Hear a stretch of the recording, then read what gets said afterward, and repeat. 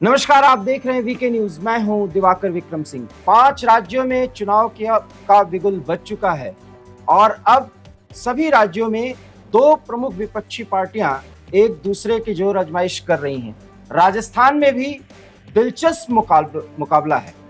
हमारी टीम राजस्थान के चप्पे चप्पे पर नजर गड़ाए हुए है, राजस्थान का दौरा भी कर रही है और राजस्थान की राजधानी जयपुर से वापस लौटी हमारी सहयोगी श्रेया शुक्ला, उन्होंने जो जनता से बातचीत की है और जो उन्होंने फील किया है, जो राजनीतिक हवा या यूं कह सकते हैं जो राजनीतिक बयार राजस्थान में बह रही है, उन्होंने जयपुर में क्या महसूस किया, आज हम उनसे बातचीत करते हैं। श्रेया, क्या कहेंगी आप, इस समय चुनाव का माहौल जयपुर में क्या है? सर, चुनाव का जो माहौल है अभी 50-50 है। अभी जनता एकदम से फैसले पर नहीं पहुंची है। अभी भी वो देखना चाह रही है कि कौन क्या कर रहा है, क्योंकि इस समय जब हम बात करें तो अभी कांग्रेस की जो लिस्ट है अभी कल जारी की गई थी, तो वहां पर अभी कंफ्यूजन था, क्योंकि प्रत्याशी अभी वो जान ही नहीं रहे थे कि कांग्रेस की तरफ से कौन खड़ा हो रहा है। और बात करें क्षेत्रीय, जब बीजेपी ने एक लिस्ट जारी कर दी है, उसके बावजूद भी जनता प्रत्याशियों को भले नापसंद कर रही हो, लेकिन भाजपा के नाम पर या पीएम मोदी के नाम पर वो भाजपा को वोट देना चाह रहे हैं, वो पसंद कर रहे हैं पीएम मोदी को। वहीं अशोक गहलोत की सरकार पर भी जनता का रुख है। 50% जनता अशोक गहलोत के कामों से, 5 साल के कामों से खुश है, तो वहीं 50% नाखुश नजर आ रही है। और अभी कल कांग्रेस ने अपनी पहली लिस्ट जारी कर दी है, जिसके बाद अब हो सकता है कि रुझान बदल जाए, क्योंकि जिस तरह से अभी तक लिस्ट जारी नहीं थी तो जनता के मन में कोई ऑप्शन ही नहीं था। मैं लिस्ट पे बाद में आऊंगा। श्रेया, जो आपने लोगों से बातचीत की, वहाँ जो कुछ भी फीलिंग आपको दिखी, उसके आधार पर आपको क्या लगता है कि वहाँ मुद्दे क्या हैं? तो मुद्दे तो अभी करप्शन है, महिला सुरक्षा है बहुत बड़ा मुद्दा, पेपर लीक का वहां पर मुद्दा है, और ऐसे तमाम मुद्दे हैं जो अशोक गहलोत सरकार को घेरती हुई नजर आ रही है, जिसके मुद्दे पर हो सकता है अशोक गहलोत की सरकार इस बार ना बन पाए।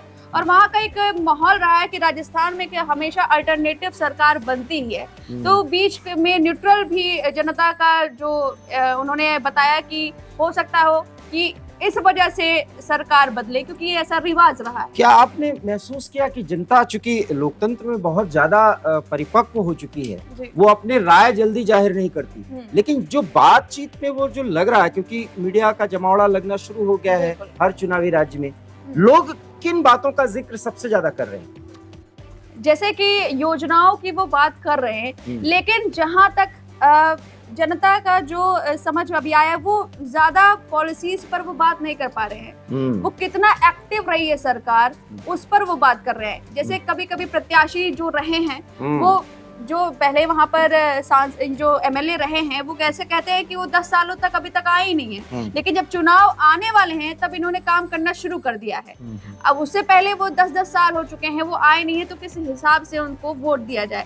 तो कहने का मतलब ये है कि चुनाव जब नजदीक आ रहे हैं तो काम करना शुरू हो रहा है, तो उस पर वो खुश भी हैं, लेकिन वो कह रहे हैं कि अब चुनाव जब आ गया है तब आप ये काम कर रहे हैं, तो किस हिसाब से आपको वोट दिया जाए? तो इस तरह से जनता के जो रुझान है वो सामने आ रहे हैं। आपने कहा कि कुछ मुद्दे ऐसे हैं जो मुद्दे बनाए जा रहे हैं, क्या भारतीय जनता पार्टी विपक्ष में होने के नाते उन मुद्दों को बना रही, जैसे महिला सुरक्षा का मुद्दा, करप्शन का मुद्दा? हालांकि लाल डायरी का जिक्र तो प्रधानमंत्री भी जब पहुंचते हैं तो, लेकिन इसमें सबसे बड़ी बात श्रेया आपने कही कि अशोक गहलोत से कोई खुश है या नहीं है, इस पे अभी एकदम से राय नहीं दी जा सकती। मतलब है कि सरकार ने काम किया है, जनता 50-50 में है। सवाल यह है कि आपने एक बड़ी बात कही है कि प्रधानमंत्री को एक प्रमुख चेहरे के रूप में वहां की जनता देखती है, क्योंकि ये दिसंबर में सारा कुछ हो जाएगा मामला, और 1 महीने बाद आम चुनाव की घोषणा के कयास लगाए जाने शुरू हो जाएंगे।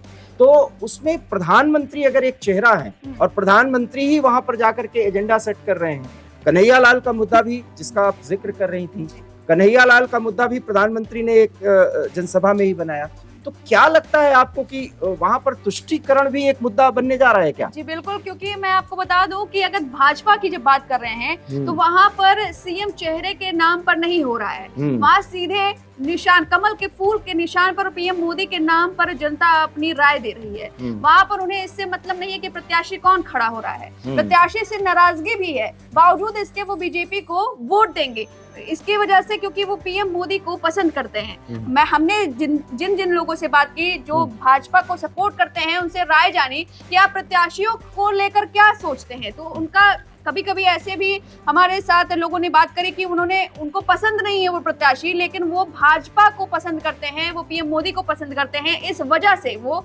वोट देंगे। और ऐसा है कि वो कट्टर वोट मतलब वो जी कट्टर समर्थक हैं, वो कट्टर सपोर्टर भी निकले। वो कहते हैं कि आज पीएम मोदी हैं तो कल योगी रहेंगे, उसके बाद असम के मुख्यमंत्री हेमंत बिस्वा शर्मा आएंगे, उसके बाद उनके बच्चे होंगे, उसके बाद ऐसे इस तरह से भाजपा के कट्टर सपोर्टर भी राजस्थान में हमें देखने को मिले। साफ बात ये नजर आ रही है कि राजस्थान में जो सपोर्टर बीजेपी के हैं वो सीएम चेहरा खोजने की तलाश करने की कोशिश ही नहीं कर रहे। वो कह रहे हैं कि भाजपा खड़ी हो जाए, चाहे जो सीएम पद पर रहे, हम उन्हें समर्थन अपना देंगे। लेकिन वहीं अगर जैसे वसुंधरा राजे का नाम है और वहीं पर कला अंतरकला तो बीजेपी के अंदर ही देखने को मिल रही है। लेकिन जो राय है जनता की वो ये है कि वो बीजेपी को वोट देंगे चाहे जो खड़े हो। और बात है तुष्टीकरण की राजनीति की, तो जो आप कह रहे हैं कि मुद्दे सेट किए जा रहे हैं, दरअसल वो अवेयर किए जा रहे हैं। अच्छा, एनसीआरबी की जो रिपोर्ट है वो हकीकत है, लेकिन वो लोग उसे देखना ही नहीं चाह रहे, क्योंकि जो फ्री की चीजें हैं लोग उससे लाभ उसका ले चुके हैं, तो लोगों को वही दिखाई दे रहा है। एनसीआरबी की जो रिपोर्ट है वो सच है। राजस्थान कहीं ना कहीं महिला सुरक्षा के मुद्दे पर एकदम से पीछे है और वही टॉप पर है। रेप केसेस वहाँ सबसे ज्यादा होते हैं। जी। तो बीजेपी ये एजेंडा नहीं सेट कर रही है, वो मुद्दे उठा रही है जो नाकाम रही है अशोक गहलोत की सरकार। जिन मुद्दों पर एंटी इनकम्बेंसी फैक्टर में इस तरह के मुद्दे अगर उठाए जा रहे हैं तो बीजेपी को फायदा होगा। आप बार बार लिस्ट का जिक्र कर रही हैं, मैं आपको बता दूं कि जो लिस्ट जारी हुए हैं, चाहे कांग्रेस से और चाहे भारतीय जनता पार्टी से, प्रमुख वो नेता जो प्रमुख भूमिका में होंगे, सरकार चाहे जिसकी बने, उसमें सबके टिकट जो है लगभग निर्धारित कर दिए गए हैं। वसुंधरा राजे भी चुनाव लड़ रही हैं और अशोक गहलोत भी, टोंक से सचिन पायलट भी, जी ये सब लोग चुनाव में और इन सब के निर्वाचन क्षेत्रों की घोषणा कर दी गई है। सवाल ये है कि अब तो जनता के सामने बिल्कुल खुला मंच है, अब जनता जो है वो ज्यादा अच्छी तरीके से ये बता सकती है को किसको चुनने जा रही है। अभी मैं आपको बता दूं कि कांग्रेस में भले ही समन्वय दिख रहा है सचिन पायलट और अशोक गहलोत में, लेकिन जनता की राय अगर आप पूछेंगे तो अभी भी वो दो मूड में है। सचिन भले ही कांग्रेस में सचिन पायलट और अशोक गहलोत की दोस्ती मंच में देखने को मिल रही है, लेकिन सचिन पायलट का ज्यादा समर्थन करते हुए युवा दिख रहे हैं। वो मानते हैं कि अशोक गहलोत कोई काम नहीं कर रहे हैं और सचिन पायलट ही चेहरा होना चाहिए सीएम पद का। तो कांग्रेस में ही भिड़ंत है और ये जग जाहिर है और राजस्थान के लोग ये बात समझते हैं, भले ही मंच पर ये बात अब ये दिखाई जा रही है कि समन्वय हो चुका है। आपसी कलह की बात आपने की, जैसा कि जिक्र आप कर रही हैं, अगर सचिन पायलट और इनके गहलोत के बीच में कलह की बातें आई, उसको ठीक करने की कोशिश हाईकमान की तरफ से की गई। भारतीय जनता पार्टी में वसुंधरा राजे को लेकर के ढेर सारी बातें की गई, लेकिन वसुंधरा के 18 समर्थकों को टिकट दे दिया है और वसुंधरा को टिकट दे दिया गया, हालांकि उनको मुख्यमंत्री के तौर पर प्रोजेक्ट नहीं किया गया है। तो ऐसा लगता है कि दोनों तरफ से पार्टियां जो हैं हर चीज को समायोजित करने की कोशिश कर रही हैं। क्या श्रेय यही कारण है कि जनता अभी कुछ भी तय नहीं कर पा रही है, वो 50-50 के मोड में चल रही है? बिल्कुल, दोनों पार्टियों जो बड़ी पार्टी प्रमुख पार्टियां हैं, दोनों पार्टियों में अभी कंफ्यूजन बरकरार है, क्योंकि जिस तरह से लिस्ट जारी की गई और जैसे हम झोटवाड़ा में पहुंचे थे, वहां पर राजवर्धन वहां से प्रत्याशी हैं, लेकिन जब जनता की राय पूछी गई तो वहां पर उन्हें पसंद नहीं किया जा रहा है और माना जा रहा है वहां पर त्रिकोणीय एंगल है, वहां पर 3 उम्मीदवार जो है बीजेपी की तरफ से ही खड़े हैं और हालांकि प्रत्याशी वो इस समय हैं, लेकिन बीजेपी के ही राजपाल सिंह शेखावत जो है उनके समर्थक जो है राजवर्धन के खिलाफ नारेबाजी कर रहे हैं और झंडे फहरा रहे हैं, काले झंडे फहरा रहे हैं। तो आपस में कला है, तो इस वजह से राजस्थान की जनता कंफ्यूज है, क्योंकि क्लियर कट जो इमेज अभी दोनों पार्टियों के सामने तरफ से मतलब सामने नहीं आ रही है। इस वजह से कंफ्यूज्ड है जनता राजस्थान की और इसी वजह से मामला 50-50 इस समय दिख रहा है। लेकिन जैसे जैसे चुनाव की तारीख नजदीक आएगी, एक जनता का जो मिजाज होगा, मूड होगा, वो बदलेगा, चुनावी समीकरण बदलते हुए नजर आएंगे। तब स्पष्टीकरण होगा कि कौन चुनाव में किसकी होगी जीत और सीएम पद पर। बहुत संक्षेप में एक अंतिम प्रश्न है मेरा कि आपने कहा कि फ्री की रेवड़ियां, जी, तो फ्री की रेवड़ियां तो अशोक गहलोत बांटे हैं और जनता उससे खुश भी होगी। इसीलिए ये भी एक कारण है क्या कि जनता तय नहीं कर पा रही है, क्योंकि वो इतिहास बनाने के बारे में भी सोच रही है। कुछ आप इस तरह से कहना चाह रहे हैं? हाँ, ये मतलब जो समर्थक है, जो कांग्रेस के समर्थक हैं, वो कहते हैं कि जो उन्हें फ्रीबीज उन्हें मिली है वो उसके लाभकारी हैं। इसी वजह से बीजेपी की तरफ से वो एजेंडे उठाए जा रहे हैं, वो चीजें उठाई जा रही है, जैसे करप्शन का मामला हुआ, महिला सुरक्षा का मामला हुआ, ऐसे मुद्दे उठाए जा रहे हैं, जिससे जनता को ये बताया जाए कि अशोक गहलोत से सरकार किन कामों में फेल रही है, उसी बिहाफ पर बीजेपी को वोट मिलेगा। तो इसी वजह से अब तुष्टीकरण की भी राजनीति जो मामला उठा रही है बीजेपी की तरफ से, कन्हैया लाल और इकबाल की जो बातें कही जा रही है कि इकबाल को तुरंत ही मुहैया करा दिया गया, सुविधाएं मुहैया करा दी गई, लेकिन कन्हैया लाल में कुछ ऐसा सरकार की तरफ से कोई सुविधाएं नहीं मुहैया कराई गई थी। तो ये मतलब तुष्टीकरण की राजनीति की जा रही है। तो बीजेपी की तरफ से वो एजेंडे उठाए जा रहे हैं जो अशोक गहलोत सरकार नाकाम रहे हैं पूरा, वो मुद्दे उठाए जा रहे हैं। हाँ। जी। तो सुना कि जयपुर परिक्षेत्र में जो हमारे संवाददाता ने फील किया, वो बहुत ही साधारण शब्दों में हमने आपको बताने की कोशिश की।